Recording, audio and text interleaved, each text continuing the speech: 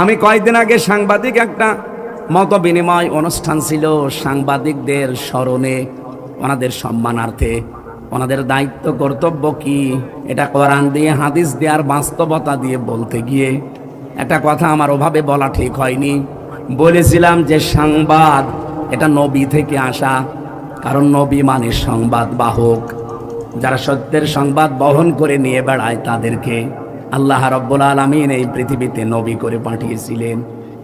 কি আমি দলিল দিয়েছিলাম সূরা কলমের 4 নম্বর আয়াত দিয়ে, ওয়া ইন্না লাকা লাআজরান গায়রা মামনুন। আপনি শব্দের দিকে খেয়াল করেন, ওয়া ইন্না লাকা লাআজরান, অবশ্যই আপনার জন্য, অবশ্যই আবার লাগিয়েছেন ওয়া ইন্না লাকা লাআজরান, অবশ্যই আপনার জন্য হে নবী, আবার বলছেন অবশ্যই লাআজরান, পুরস্কার আমি আল্লাহ রেডি করে রেখেছি। গায়রা মামনুন, শেষ হয়ে যাবে না, পুরস্কার নিরবিচ্ছিন্ন চলতে থাকবে। কেন এই পুরস্কার দিলাম জানেন? কারণ আপনি এই যে সংবাদ আমি যেটা আপনাকে দেই, এই সত্য সংবাদগুলো আমার বান্দা বান্দীদের কাছে পৌঁছাতে গেলে যে কষ্ট পান, সত্য কথা তুলে ধরতে গেলে যে কষ্ট আসে, আঘাত আসে, যে জুলুম নির্যাতনের স্টিম রোলার আপনার দিকে আসতে থাকে, এগুলো মোকাবেলা করেও আপনি যে সত্য সংবাদ পৌঁছিয়ে দেন, এই কারণে আপনাকে আমি নিরবিচ্ছিন্ন পুরস্কার দেব। সুবহানাল্লাহ বলতে পারেন না?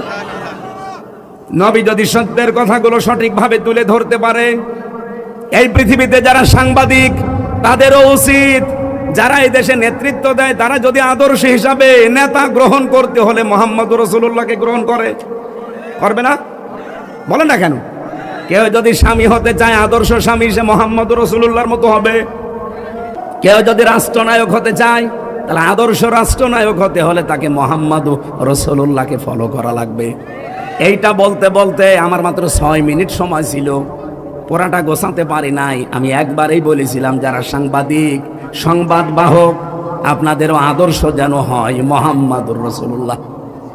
আপনারা সাংবাদিকতা করেন, এটা কিন্তু মহান পেশা বলে আমরা ধরি অনেকে, যে মহান পেশায় আছে। আপনারা এই মহান পেশায় তখন থাকবেন যখন সত্যকে সত্য বলে তুলে ধরবেন আর মিথ্যাকে মিথ্যা বলে জানিয়ে দেবেন, তখন ওই পেশাটা মহান হবে। কিন্তু সাংবাদিকরা হয়তো অনেকে এখন ওই পথে নেই, তারা সত্য মিথ্যাকে মিশ্রণ করে একটা সংবাদ ছড়িয়ে দেয়, আর এটা সব চাইতে বেশি হয় বাংলাদেশে। কি কথা বলে না কেন? আমি সাংবাদিকদের সম্মানার্থে যে কথাগুলো বলেছিলাম, ওখানে প্রায় 6 মিনিট, সেখানে মাত্র 25 সেকেন্ড দিয়েছে, আর 5 মিনিট 35 সেকেন্ড কেটে দিয়েছে।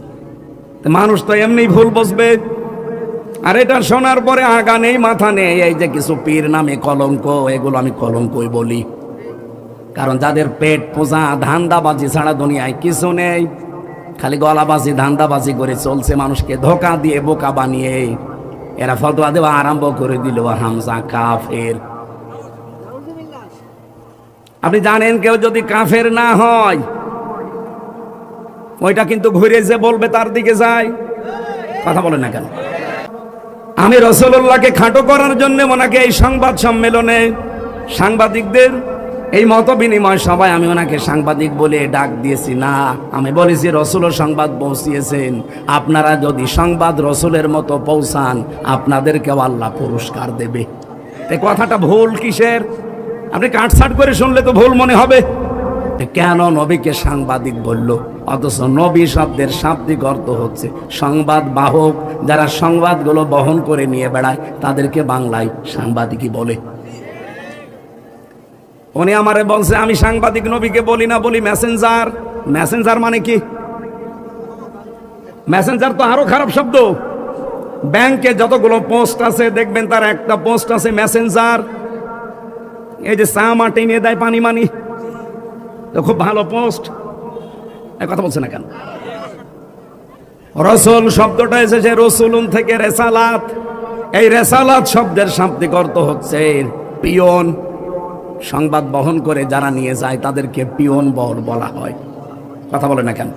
কিন্তু রাসূলুল্লাহকে পিয়ন আপনি বলতে পারবেন না।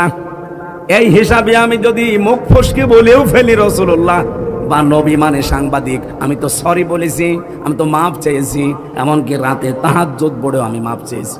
আমি আশা করছি আমার আল্লাহ আমাকে মাফ করে দেবে। কিন্তু আপনি কাফের বলে কি করলেন? আমার মনের অবস্থা আপনি জানেন না। আন্দাজে কাফের ফতোয়া দিয়ে আপনি এখন নিজেই কাফের।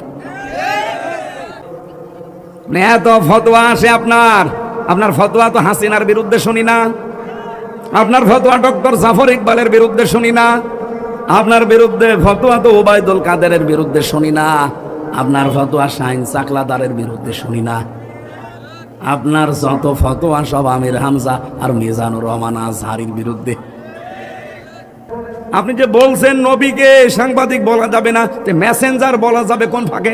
আপনি যে নিজেই বললেন নবী মেসেঞ্জার, এই কথা বললে নবীর সম্মান আরো খাটো হয়। ব্যাংকে যারা পানি চা টেনে দেয় তাদেরকে আমরা মেসেঞ্জার বলি। এরকম একটা পোস্ট আপনি নবীর নামে লাগিয়ে দিলেন, আর সাংবাদিক যে কত উপরের পোস্ট সেটাকে আপনি ফালতু শব্দ বললেন, উল্টা পাল্টা নাম দিয়ে আবল তাবল করে আমারে নাই ছোট করেন। কিন্তু সারা পৃথিবীর যারা হক্কানি সাংবাদিক, যারা ন্যায় পরায়ণতার উপরে টিকে আছে, সাংবাদিক মাহমুদুর রহমানকে আপনি খাটো করেছেন। এক কথা বলছেন না কেন? সাংবাদিক ইলিয়াসকে আপনি খাটো করেছেন, সাংবাদিক কনক সরওয়ারকে আপনি খাটো করেছেন। যারা জীবনের উপরে রিস্ক নিয়ে সংবাদগুলো প্রচার করে সেইটাকে আপনি ফালতু বললেন। আমি যে কথা তুলেছিলাম এটা বোঝানোর জন্য বলছি, খেলাফতের দায়িত্ব পালন করা দরকার জমিনে। আজ হাজারো পীর এই দেশে, 48,000-এর উপরে পীর। আমি তো যতটুকু খোঁজ রাখি পৃথিবীতে এমনও দেশ আছে যে 48,000 মানুষও নেই, অথচ পীর এই দেশে 48,000। এত পীর, একটা কেউ রাজপথে পাওয়া যায় না, জমিনে পাওয়া যায় না।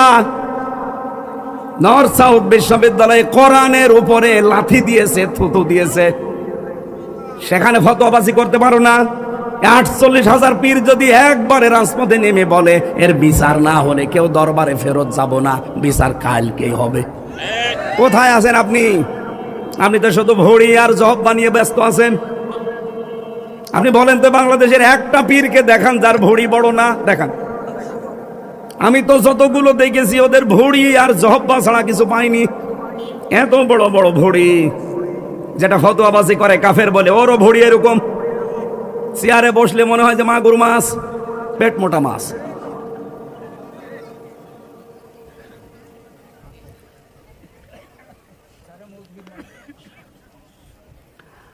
আমার মনে হয় এই দেশে একামতের দিন যারা কায়েম করতে চায়, হ্যাঁ তাদের ছোটখাটো ভুল ত্রুটি থাকতে পারে, কিন্তু আপনি কি করছেন? তাদের মতো এই 17 বছর জেল জুলুম সহ্য করেছেন, একটা বার জেলে গেছেন আপনি। রিমান্ড কি বসেন? 11 ঘন্টা আমার টাঙিয়ে রেখেছিল উল্টো করি, মাথায় দড়ি দিয়ে। আপনারা কয় ঘন্টা টাঙিয়েছে? বলে ও রসুলের মর্যাদা রাখে না। রসুলের মর্যাদা ঠিক রাখতে গিয়েই তো 3 বছর জেল খাটলাম। হয়তো আমি প্রথম দিনই যদি মেনে নিতাম যে ঠিক আছে বাবা শাহজালাল সব হালাল, 3 বছর না 3 ঘন্টা আমার জেলে থাকা লাগতো না। কুষ্টিয়া থেকে যখন নিয়ে যাচ্ছিল প্রতিমধ্যে আমারে ছেড়ে দিত, কারণ যাওয়ার সময় তো বারবার আমারে বলছিল ছাত্রলীগের শুধু ওলামা লীগ বলে একটা দল ছিল, ওই সময় ছিল না, ওই দলের সদস্য হবেন শুধু বিশ্ববিদ্যালয়, বাকি আপনার কিছু করা লাগবে না, কারণ আপনি আসলে আমরা অনেক মানুষ নিয়ে আসতে পারবো, এই ধান্দায় ছিল তারা। আমি একবারে কাটছাট বলেছিলাম না, আপনারা যা ইচ্ছা তাই করতে পারেন। মিথ্যা মামলা দিয়েছেন এটা আমি জানি, যে আরো দিন, কিন্তু আমি সত্যের উপরে যেটা আমি বুঝেছি, এক চুলো আমারে নড়াতে পারবে না। রিমান্ডের পর রিমান্ড দিয়েছি, প্রথম 5 দিন দিয়ে হয়নি, আবার দিয়েছে 5 দিন। আর রিমান্ডে কি সরাসরি জায়গায় আয়না ঘরে নিয়েছে, মাটির নিচে। আমি দেখতাম ওই জায়গায় হঠাৎ রাত 2টার সময় 5-7 জন মুখ বান্ধা আমার পাশ থেকে একজনকে বলছে ওঠেন। ওঠেন মানে এখন বাজে রাত 2টা, কোথায় যাব? চলেন। ও মনে করছে ছেড়ে দেবে। পরে বের করে নিয়ে খাঁচা থেকে হঠাৎ মাথার উপরে কালো কাপড় লাগিয়ে পেছনে হাত হ্যান্ডকাপ দিয়ে বেঁধে দিল। কান্নাকাটি করছিল মাটির নিচে। আমি সত্য কথা বলছি, এই যে কোরআন আমার সামনে। আমারে বলছে হামজা ভাই গেলাম, এরা যে কি করবে আমার বোঝা হয়ে গেছে। মুখ আমার যখন বেঁধে ফেলেছে কালো কাপড় দিয়ে, হাত যখন পেছনে বেঁধে ফেলেছে, 4-5 জন মিলে নিয়ে যাচ্ছে, তার মানে আমি বুঝে ফেলেছি আমার জীবনের শেষ দিন। এইরকম সিচুয়েশন আমি নিজে ফেস করে এসেছি। আর আপনি ফতোয়াবাজি করেন বসে বসে না।